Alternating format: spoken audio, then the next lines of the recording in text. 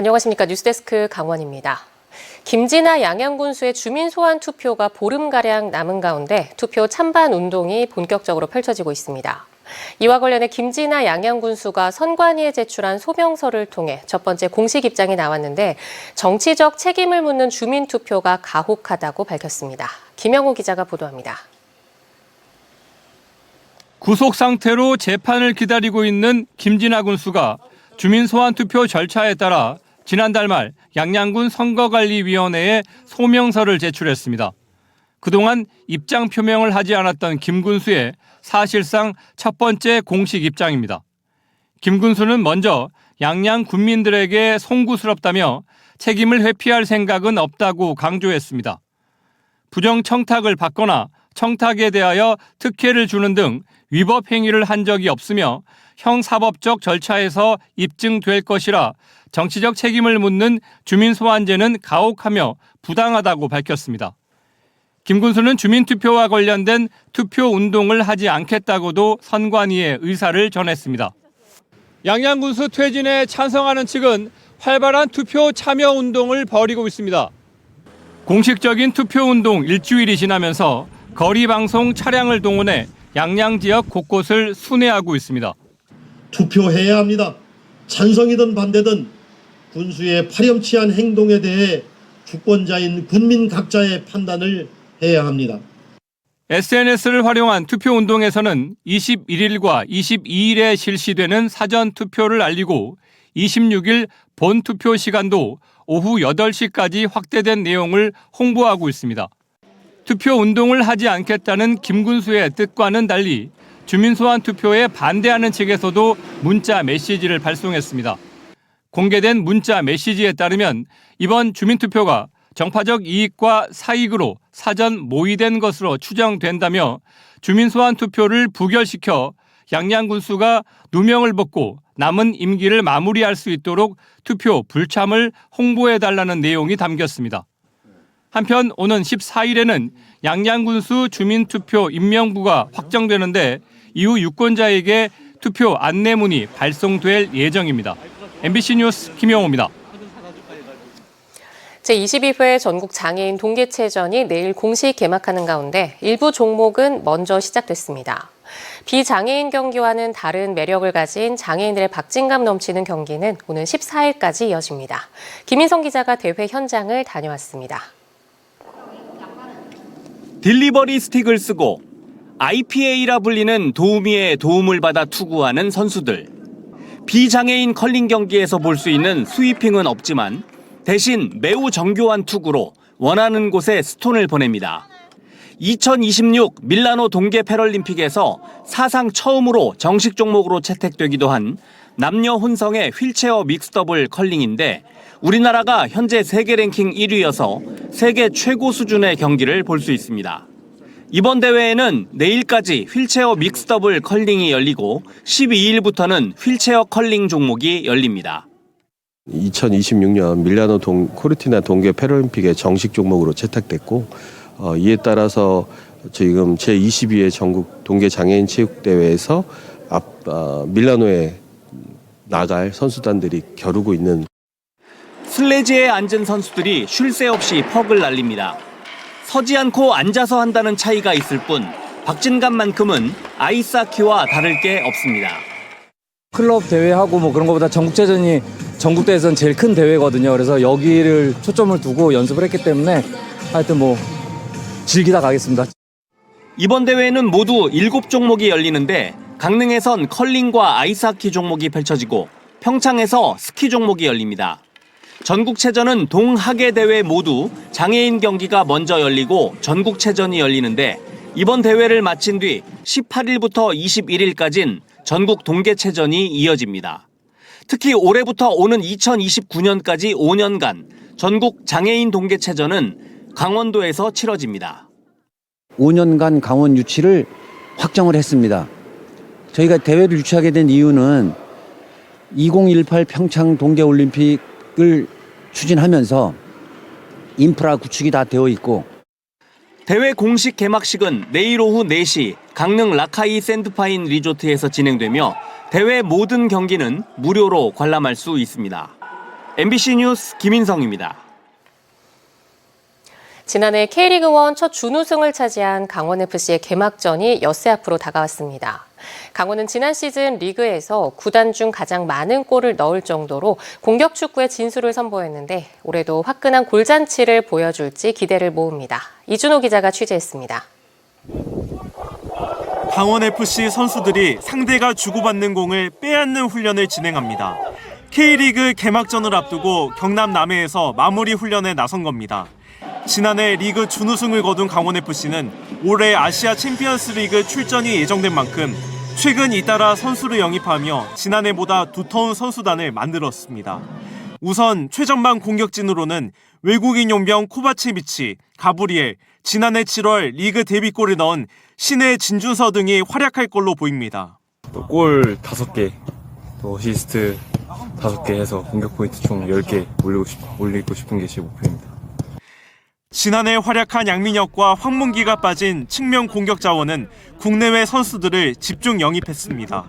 최근 팀에 합류한 용병 호마리우와 마리오, 그리고 김민준 선수 등이 뛸 전망입니다. 그래도 왼발, 반대발 윙어에서 좀 안으로 치고 가면서 슈팅이나 크로스 같은 그런 공격적인 장면을 많이 만들어낼 수 있는 제 장점인 것 같습니다.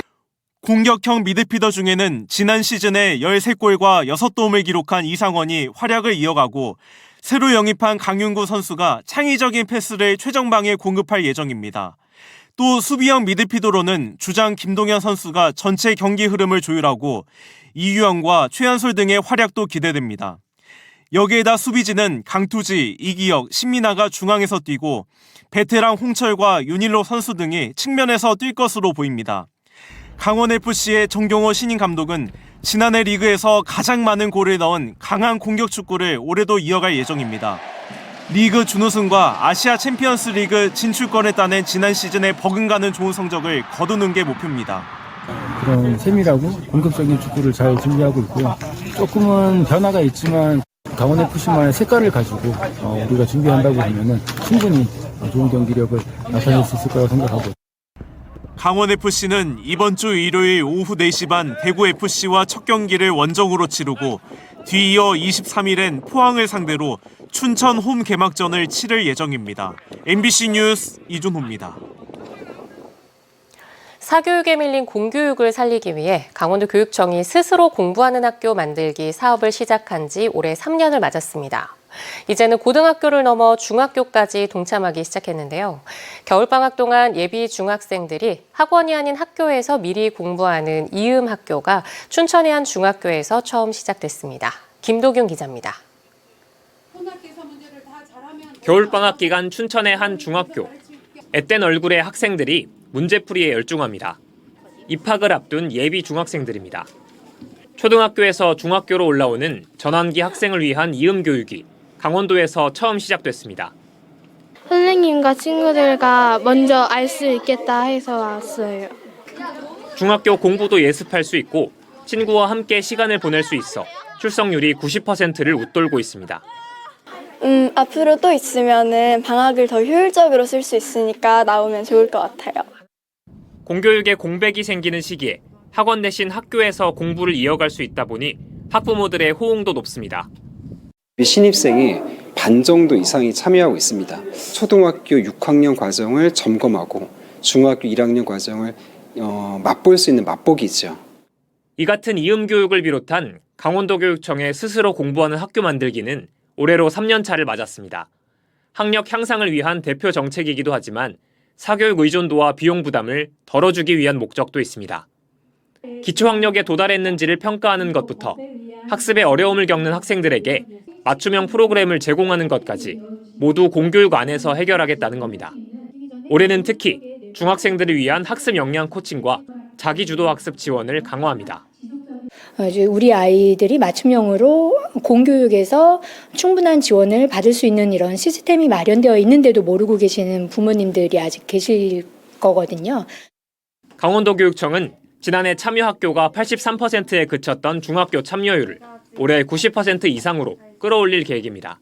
MBC 뉴스 김도균입니다. 속초시가 도내 최초로 신용 특례 보증 한도를 업체당 기존 5천만 원에서 7천만 원으로 40% 확대합니다. 속초시와 강원신용보증재단, 금융기관 등은 오늘 특례 보증 확대 지원 업무 협약을 맺고 18억 원 규모의 대출 보증을 소상공인에게 지원하기로 했습니다. 또 영세 소상공인의 신용보증 심사를 대폭 완화해 재무 상태를 평가하지 않고도 특례 보증해 줄 수 있는 특례 보증 사정 생략 금액을 5천만 원까지 확대 지원합니다. 이와 함께 소상공인에게 2년 동안 특례 보증 수수료 0.8%를 지원해 경영 부담을 완화하고 조기 정착과 성장을 도울 계획입니다. 김홍규 강릉시장이 정동진 독립영화제 관련 예산을 삭감한 것에 대해 강릉 시네마테크가 정동진 지역 주민들을 대상으로 서명운동을 전개합니다. 강릉 시네마테크는 정동진 독립영화제 사업 예산이 줄면 정상적인 운영을 하기 어려운 것은 물론 이는 정동진 일대 여름 상권을 해칠 거라며 지역 주민들을 대상으로 한 서명운동을 벌인다고 밝혔습니다. 강릉 시네마테크는 김 시장이 시네마테크가 본래 목적과 다르게 일부 예산을 썼다는 입장을 밝혔지만 이는 사실이 아니라며 예산 사용 내역을 공개하기도 했습니다. 매서운 추위가 조금씩 가라앉는 가운데 동해안과 강원 산지의 낮 기온이 어제보다 1, 2도가량 올랐습니다. 강원지방기상청에 따르면 오늘 낮 최고 기온은 동해와 삼척 각각 5도, 강릉 4.5도, 속초 4.4도, 고성 4도, 양양 3.2도를 보였고 태백은 영하 1도, 대관령은 영하 3.8도입니다. 내일 아침 강원 산지는 영하 13에서 영하 16도, 동해안도 영하 3에서 영하 7도로 춥겠지만 낮부터 평년 기온을 되찾으면서 산간은 2에서 4도, 동해안은 7, 8도를 보이겠습니다. 모레는 내륙과 산지에 3에서 8cm, 많은 곳은 10cm 이상 눈이 오겠고 동해안에는 5에서 10mm의 비가 예보됐습니다. 오는 12일 민족 고유의 세시 풍속인 정월대보름을 맞이해 영북 지역에서도 다채로운 행사가 마련됩니다. 고성군과 고성문화원은 오는 12일 현내면 화진포해수욕장 일원에서 전통 민속 재현과 민속놀이 경연에 나서고 오후에는 고성군청과 간성읍에서 길놀이를 펼칩니다. 속초 청호동과 속초시장 일원에서는 12일 정월대보름 속초 사자놀이와 지신받기 대회를 펼치고 오후에는 속초해수욕장에서 정월대보름 한마당 행사도 엽니다. 양양군은 낙산해변에서 14일과 15일 양양 낙산해변 달빛 모닥불 축제를, 강릉시는 12일 남대천과 경포, 연곡면에서 망월제를 개최하고 삼척시는 14일부터 16일까지 삼척 정월대보름제를 열 계획입니다. 지난 주말 태백산 눈축제장에 수많은 인파가 몰리는 등 행사가 초기부터 활기를 띠고 있습니다. 태백시에 따르면 주 행사장인 태백산 국립공원 단골광장에는 지난 8일과 9일 이틀 동안 관광객들이 눈조각과 설경을 즐기기 위해 진입로부터 줄을 이으면서 인근 지역 상권도 특수를 누리고 있습니다. 또 고원체육관에서 열린 개막식에도 3천여 명의 관람객과 국내외 교류도시 관계자들이 참석해 인기 가수들의 공연을 즐겼습니다. 태백산 눈축제는 오는 16일까지 태백산 국립공원 단골광장과 황지연못 등지에서 33개 세부 행사로 꾸며집니다. 강원뉴스 마칩니다. 시청해주신 여러분 고맙습니다.